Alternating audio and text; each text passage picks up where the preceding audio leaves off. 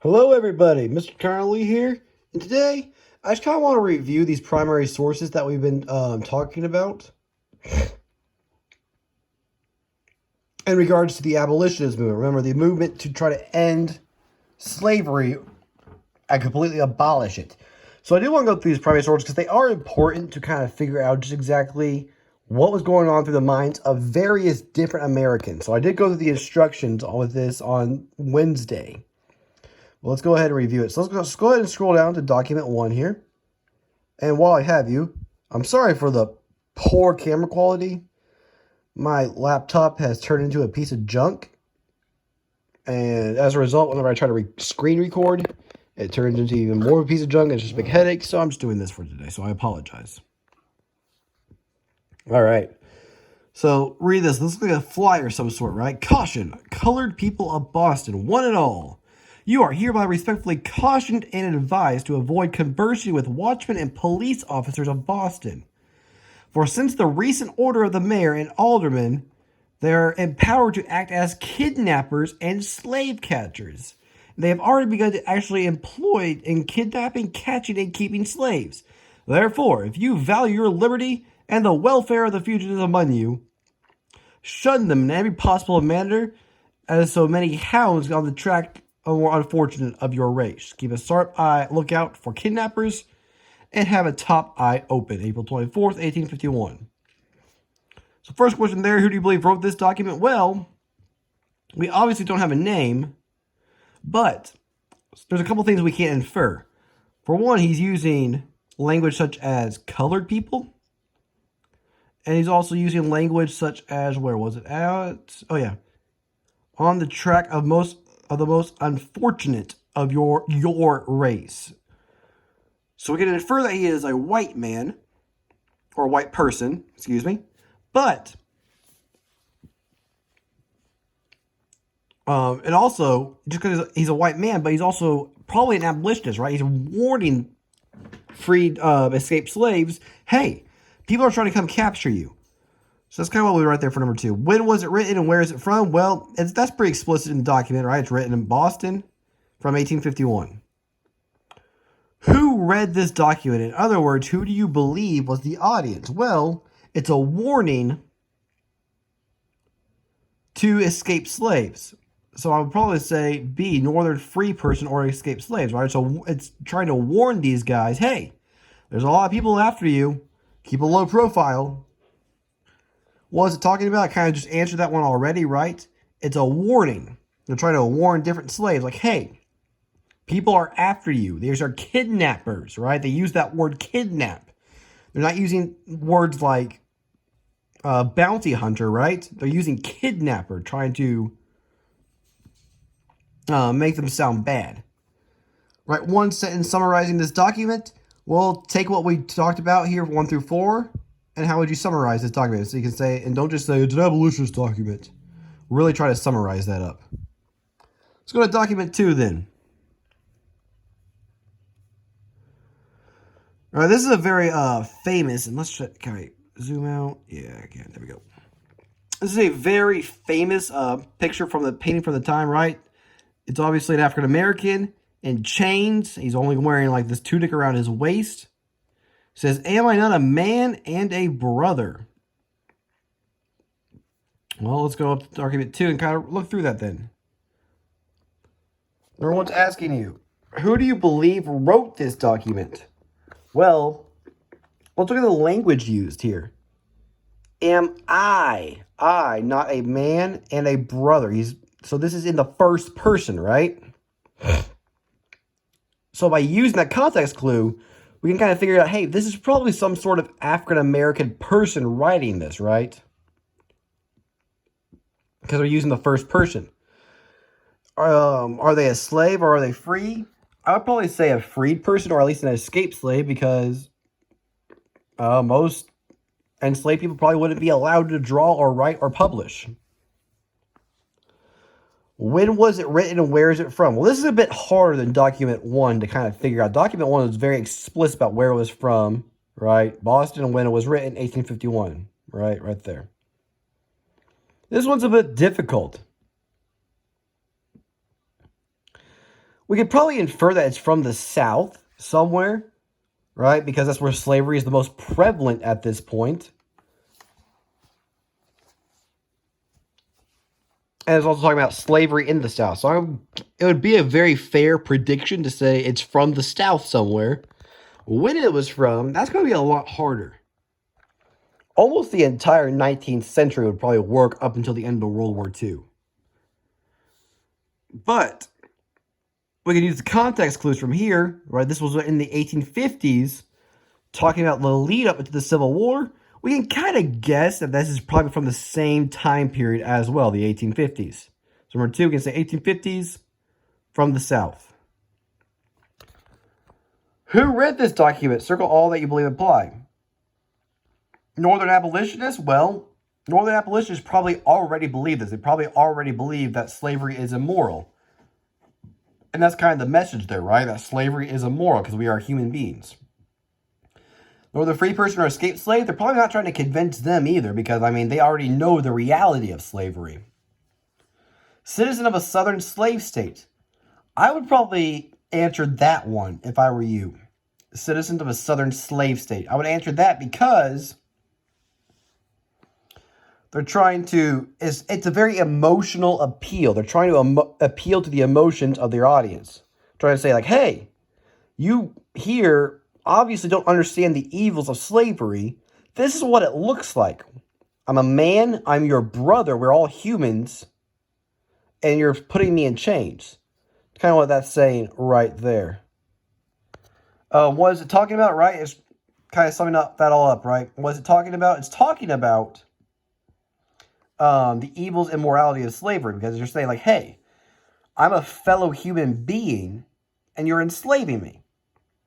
And how would you summarize this document? We'll sum up everything that we've talked about going forward here. Let's look at document 3 then.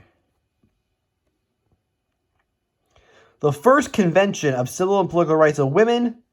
In other words, this is a flyer, an advertisement, like, hey, we're going to have this convention talking about women's right to vote. This is essentially what we're talking about here. So let's scroll back up to document 3 then.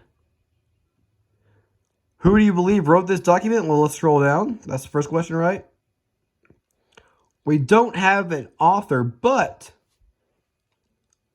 you could probably infer that, hey, this is probably written by people who are trying to hold this event in the first place, which was ran by women themselves, right?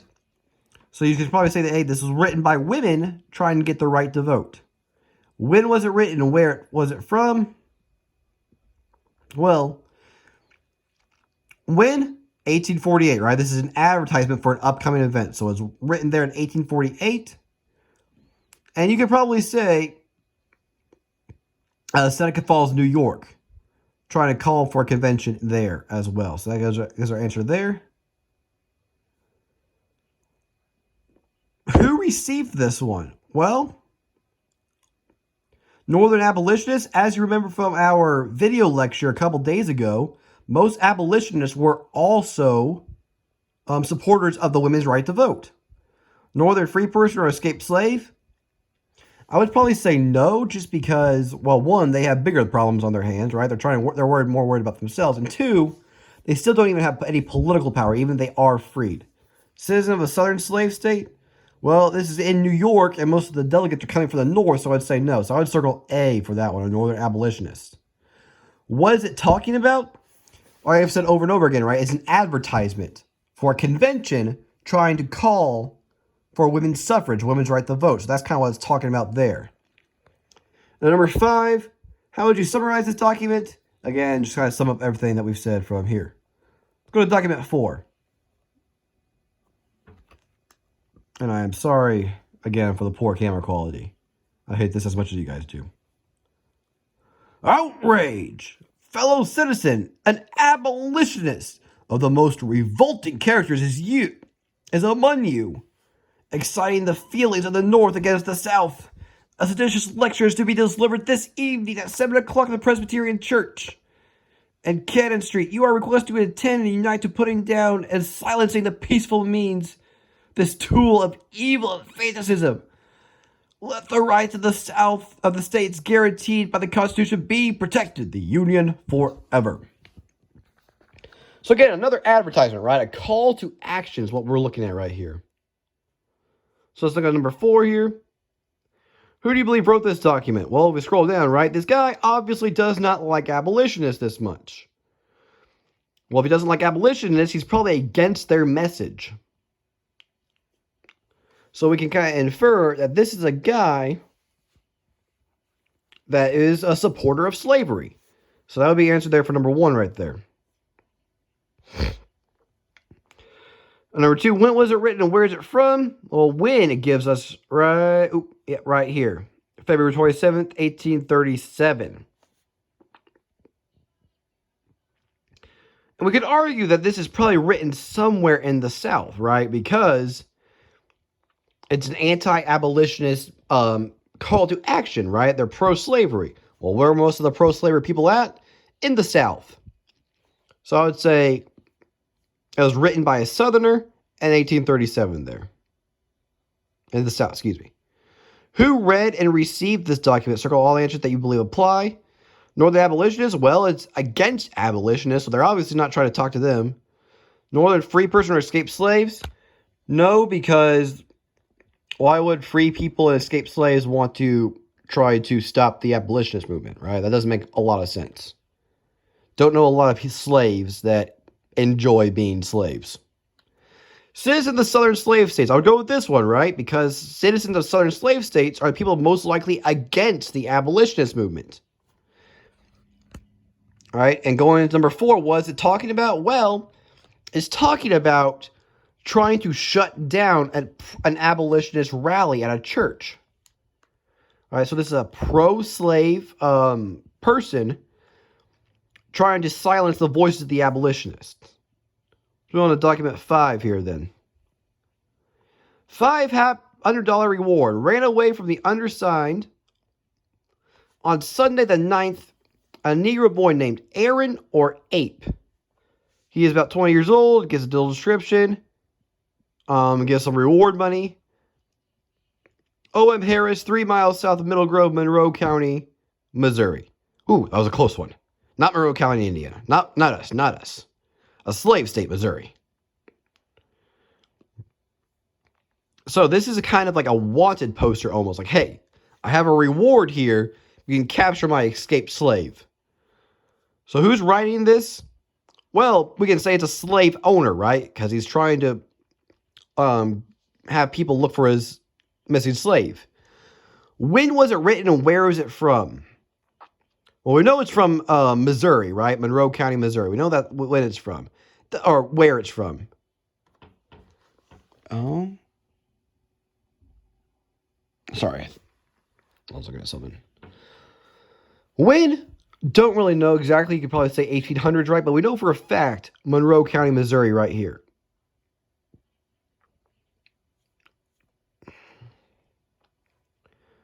Who read and received this document? Northern abolitionists? Well, abolitionists are not going to comply with that, right? They're abolitionists. They're going to try to not follow that law. Northern free person or escaped slave? Why would a free person or escaped slave try to capture its fellow person, right?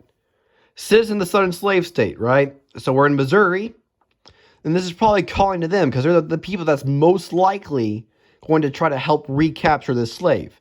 A northern abolitionist is going to help try to capture the slave. A slave isn't going to try to capture the slave. Most likely a citizen of the slave state will. So I go C there. And then what is it talking about? Well, it's talking about the slave that this guy had who escaped. A guy named Aaron or Abe, which is just atrocious, right? A terrible evil just to refer to anybody as an ape, let alone even if they were today. If you were to refer to someone as ape, I'd be very upset at you, to say the least. Right? But this is a wanted poster, so that's kind of what it's talking about, right? What is this talking about? It's talking about a Southerner trying to reclaim his slave. It's a wanted poster. And you can summarize that in one document with all the other things that we said. So, like I said before, guys, I'm really sorry. I either got to get a new laptop or fix this one or borrow my wife's whenever I can. I just couldn't right now. But I hope this gave some clarity to what you guys did. If you have any questions, please let me know. Thank you.